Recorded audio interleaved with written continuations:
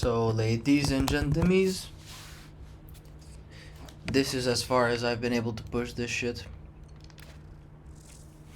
so far. Strength and duration, I don't care about range and efficiency. 867 status chance, my friends. Drain is 38 energy, but it's okay because we have equilibrium. I haven't been running out of energy in Steel Path missions. So we have the augment equilibrium. A bunch of duration, as you can see, and a bunch of strength. Not even maxed out as much strength that I can go. But I am trying to get him as strong as possible without sacrificing survivability. So some armor with adaptation and brief respite. If you did, like, power drift and growing power would be much more OP. I might put power drift here if I can form the shit out of this, but I don't want to waste forma right now. I will probably form a here and here just to make this accessible. I don't even have the Exalted adapter, so it's all good. Okay. And then for the Exalted Blade, I ran gas before, but now I have defaulted to pure electric. With galvanized steel. And I will probably change out Weeping Wound to Blood Rush because I find it hard to actually build up the combo. But this is what we have so far. With 891. So fully armored, level 150. Corrupted heavy gunners. Oh, mind you, roar. Because I have roar subsumed over the javelin because I just think it's a little bit more energy efficient. 60% damage increase with a 76-second duration. So you have a lot of energy economy here. Okay, because we have the equilibrium, along with the very high duration for the Exalted Blade and the roar. So you don't have to cast it as much. Next thing. Oh, we also have a yellow shard for energy efficiency. So let's just, let's see. Without roar.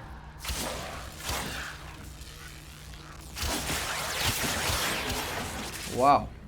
Yeah, it's pretty fucking good. And the good thing is that all that status chance is going into the electric, so we don't have to rely on other bullshit statuses to proc, okay? Now here's with roar. Yeah. You just saw there 122,000 per tick is pretty insane, and that's not even counting the initial damage.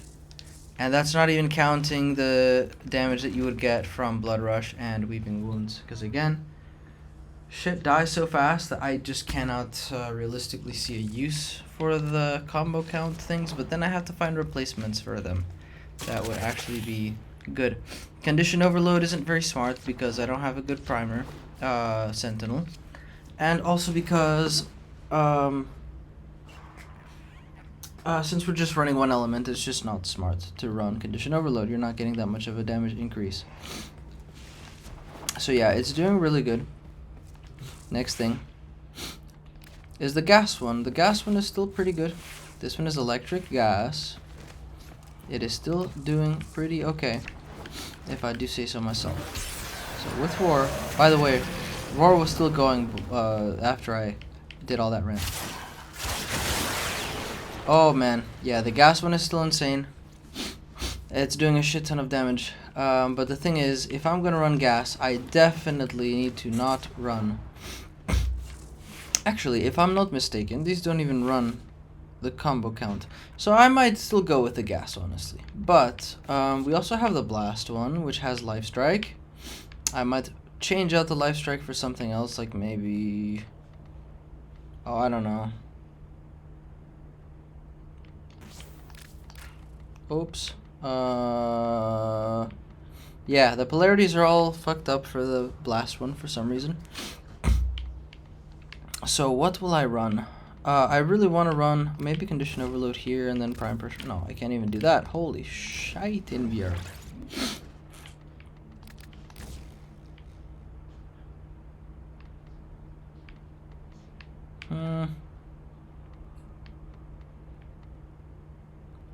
We could run Sacrificial Steel with Prime Pressure Point. And I might just take off that polarity as well, but I don't really want to waste Forma right now. So with Roar and this, 265,000 on the Blast Explosion. And again, all of that status chance that's being scaled off with the Strength is making sure that that blast gets procced pretty consistently, if I do say so myself, type shit. If I had like a slow motion camera or some bullshit, or it's like a slow motion something, to be able to see how many stacks it has, because everything just dies so fast that you cannot even see how many fucking statuses it gets procced onto. Heavy attack is just ridiculous. Heavy attack is just absolutely insane. Melee influence. Melee influence is pretty good, and so with times 50 Arcane Blessing, by the way, I get up to 1,570 health, which is still pretty good. So, all in all, there's many different ways you could run this Excalibur Umbra. Okay, this amazing, lovely ass warframe. Or not the warframe, rather, but the Exalted Blade itself. Yeah, this arcane is just absolutely insane. I don't know how it's in the game. If you wanted to run Tennokai, you could, but again, not really a combo weapon. 48% crit chance, 3.8x critical multiplier, but that literally doesn't matter. These numbers, bullshit. They don't mean anything. Because once you get everything going, it just doesn't matter what the fuck you do.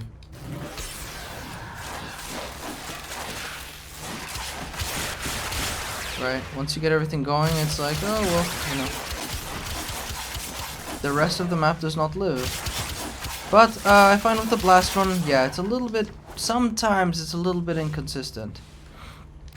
Which is why I still kind of prefer the the gas one. But when you get it going, it gets going. And these are, remember, all fully armored, level 150 steel path. Fucking heavy gunners. Not every enemy in a mission is going to be a heavy gunner. Okay. Now, I don't know what the range is on the actual blast stuff, but that actually doesn't even matter, because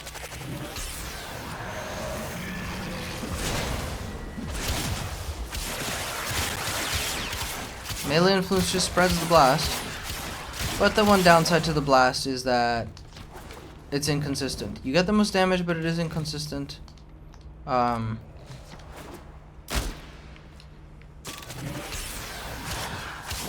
So that's all there is to it. Yeah, I saw a couple millions in there. So blast is really good. But I think for the most consistency, the electric one. This is the most consistent one. For the most damage, the blast one, but it's a bit inconsistent. Unless you can get the status like up to like 200, 300% on the actual thing itself. So maybe something like Galvanized Elementalist, which I don't have because I think I sold. But something like Galvanized Elementalist would be really nice. And then if you want something kind of in between, you run the gas one. The gas one still does insane damage. Kills a little bit slower. But it is also decently consistent.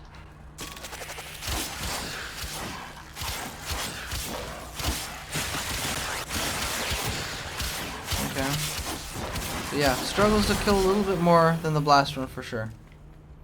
And I believe it also needs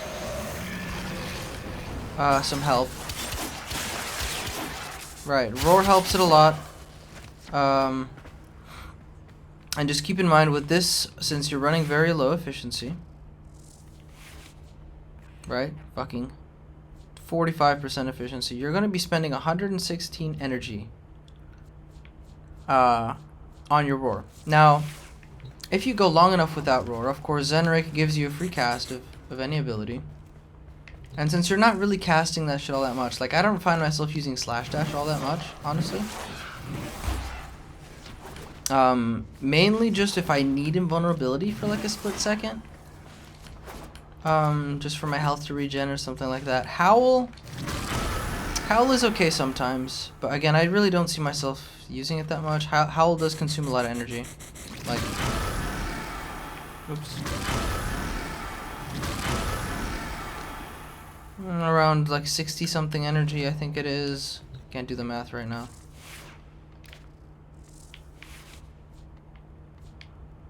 Yeah, Radio Howl consumes 77 energy, which is a lot. It does last 38 seconds. But either way, you know, not necessarily the best. The two that you're spamming are the Roar and the Blade. Like, that's the whole reason you're using Excalibur at this point, to be honest.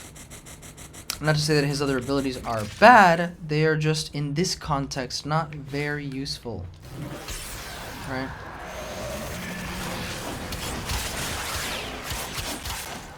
Right, when you have that with Roar, and when you have such a long duration on Roar to where you don't necessarily have to be spending a shit ton of energy all the time.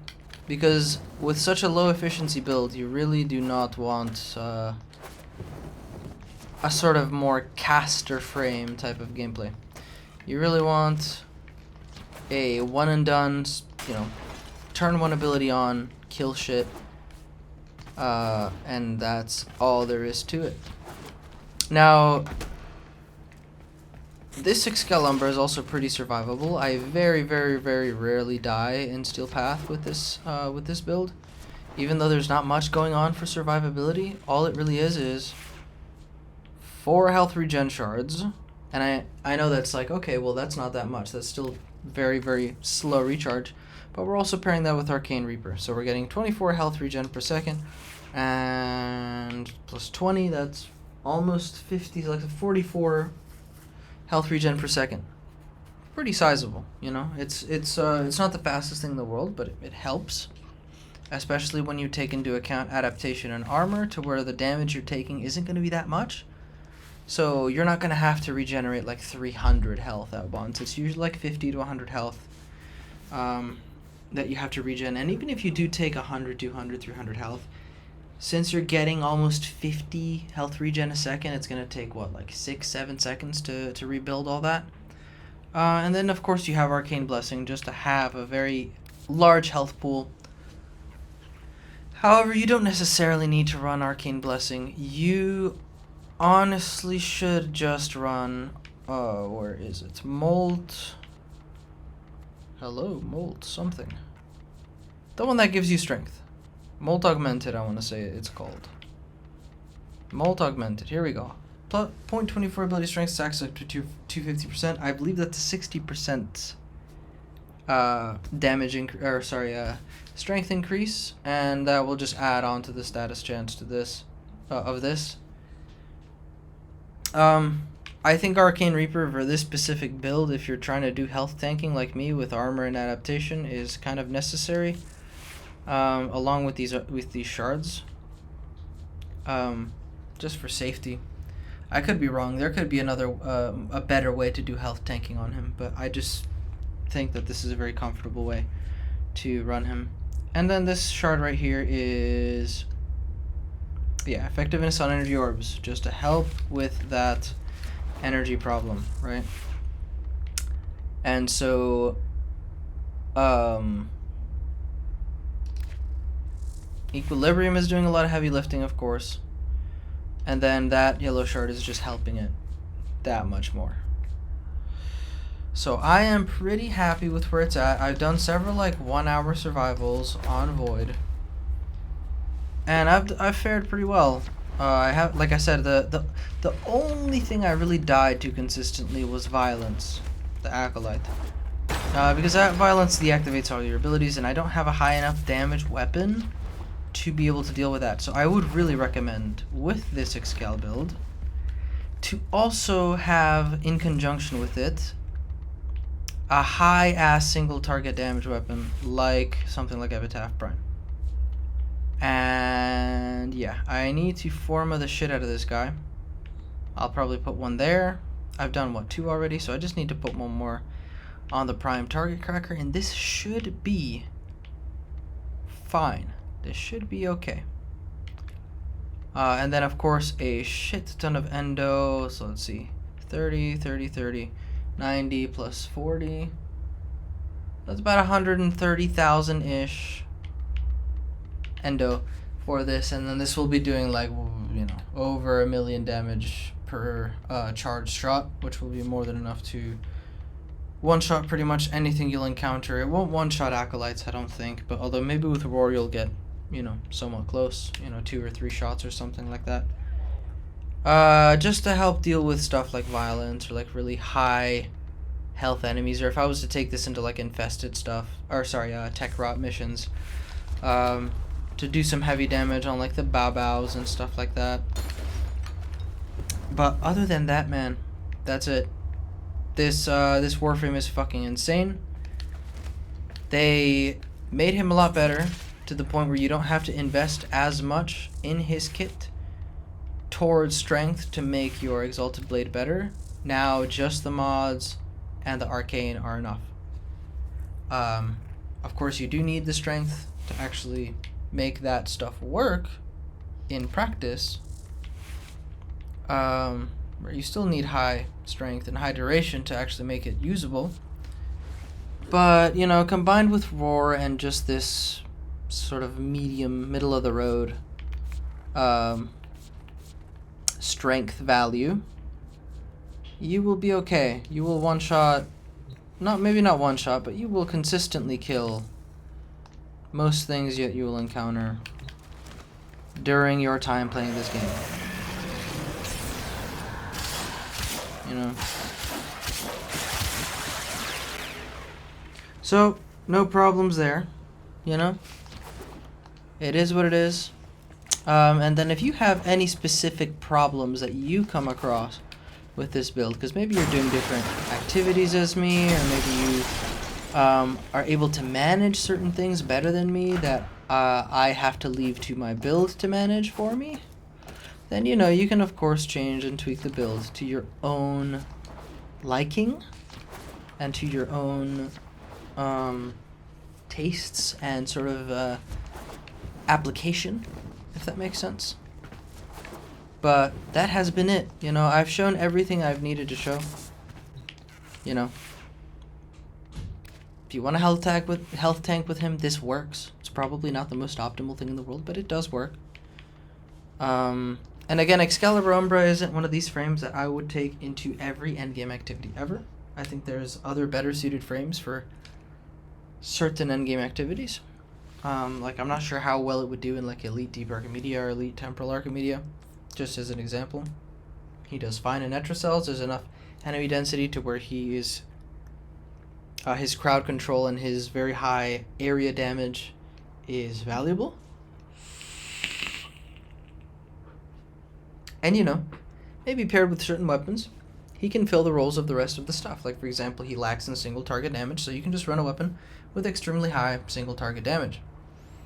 And so on and so forth. But other than that, guys, that has been it for today. I hope you maybe got some insight, or at least enjoyed me rambling about my builds and where they're at. They still could be better, but these are just concepts. I like rambling about build concepts and what you're supposed to do with builds, rather than tell you this exact way to min-max your build and say, oh, but you have to run these specific builds to make the build work. Like, no, you know, just copy it roughly and then make your changes as you need to make them. Like, for example, you know, maybe you swap out all the umbral polarities and run something with like galvanized steel. Maybe you don't run a condition overload and you run something else.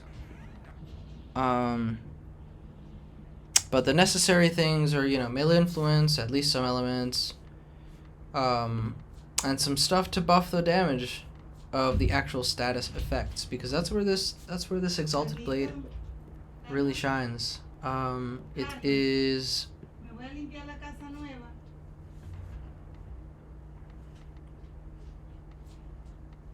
not so much of a direct damage weapon, other than maybe on the heavy attacks sometimes, as it is just a complete room clear AoE nuke kind of weapon, which is something I never thought I would be able to say on fucking Excalibur of all frames.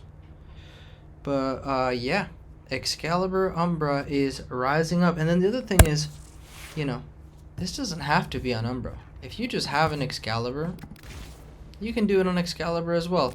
And it might even be more convenient on Excalibur. Why? Because you don't have these annoying little things called umbral polarities.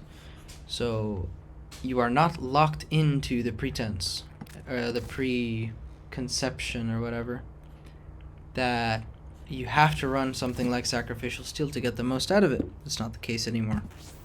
Alright, rather that's not the case with Excalibur, because Excalibur just has normal polarities, and you, at the end of the day, have to waste less forma to get your build to where you want to get it to, if you're running a build that absolutely does not require umbral mods, the sacrificial mods, right?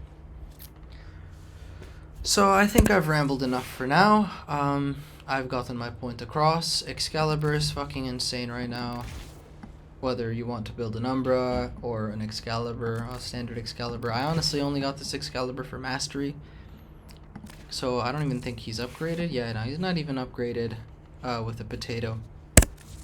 Because I just have put more effort into Umbra, and I just like how he looks. Let's be honest, fashion is a real end game, and if I don't look cool doing what I do, yeah, what's the point, right? But yeah, I think I've rambled enough for now. I will let you guys go, and hopefully this was informative. Yeah, that's about it.